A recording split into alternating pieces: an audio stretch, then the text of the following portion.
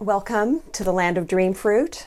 I'm Elizabeth Russell, and today I want to share with you a little more about how the flow of Dreamfruit's monthly sections is designed. As you probably already know, Dreamfruit is set up to be equal parts planner, journal, and imaginarium, and I really wanted to create something that would support us in the journey that I feel is so important, and I think many of us are feeling the need for right now, which is the journey back to a sense of connection with the living, breathing earth. To that end, Dreamfruit provides year-round information about the lunar cycles, but it also offers an invitation to work with the particular energies of each lunar month. So in this video, I want to walk you through the flow of the monthly sections and show you how it's designed to support your personal journey of radical belonging. I know you've already seen, or maybe you've already seen the monthly sections. I've given an orientation in other videos for just what each monthly section includes, but I just wanted to walk you through a little bit of kind of the spirit of those sections and what the flow is really intended to be. I can imagine that this could go, everybody's going to have their own way of relating to these, but here's, you can take it in the spirit in which it's intended and make it your own in whatever way works for you. But I will share with you that my suggestion is to take each lunar cycle as it comes, receive this dream from the future. This little section here I call the exhortation. You probably can't read it, but here we're looking at, as an example, the sixth moon, which is the repatterning moon. And the exhortation is to consult the map. So this section, this little card here, will always have a little tip for you that kind of captures some of the energy of the dream. But I'm going to focus on the flow for you today. So receive the message from the dream, consider the ally, consider the theme repatterning in this case, consider your own ally. Receive this exhortation, take in the wisdom from the weave. Usually I've gathered this was the hardest thing ever, I want you to know, collecting and selecting only 13 quotes from wise and wonderful elders and visionaries of our time.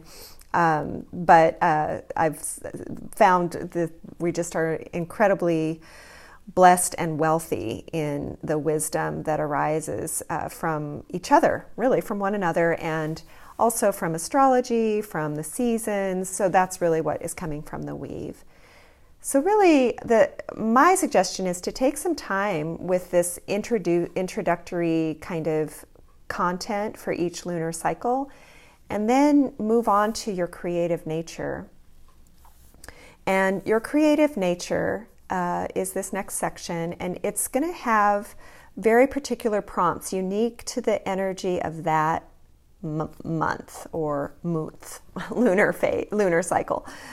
So these prompts are very specifically related to repatterning, to the dream, to the weave, and I just want you to have as much joy as you can. I've pen tested a lot of this paper. I've pen tested it, and it hopefully will take whatever pen you want to use on it, or if you want to glue stuff to it, it's pretty good heavy duty paper. So, do what you will with these prompts. Use the sheet, add more. There's open space in the back for you to work with if you need more room.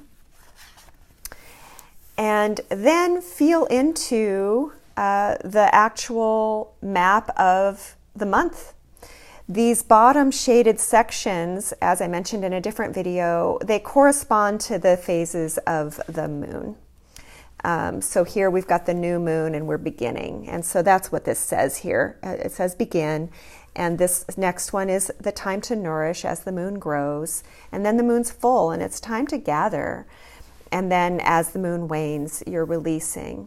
And so my suggestion is to just decide what it is and how you want to be in your beginning phase, how you want to be in your nourishing phase, gathering and releasing phase. And maybe write those or draw them or mark them in somehow. So then As the moon wanes and you kind of move into the closing time, that's what this final spread is for, is to close out each lunar cycle. Now, the altar of mystery, you're going to use however you want to, and I'm very interested in what it becomes for you. And then I invite you, as the moon wanes and the cycle closes out, to take some time and do a ritual. Make this something you do every month. I, on purpose, made these the exact same open sentence prompts. At the end of each month, this will be the exact same set of questions and invitations. So it can be a ritual. This section is based on and inspired by Joanna Macy's work that reconnects. These are open sentences that have been adapted from that work, and you can learn more about it. There's a resources section at the back of this book that'll tell you more about her work and the community, actually, that has grown up around it.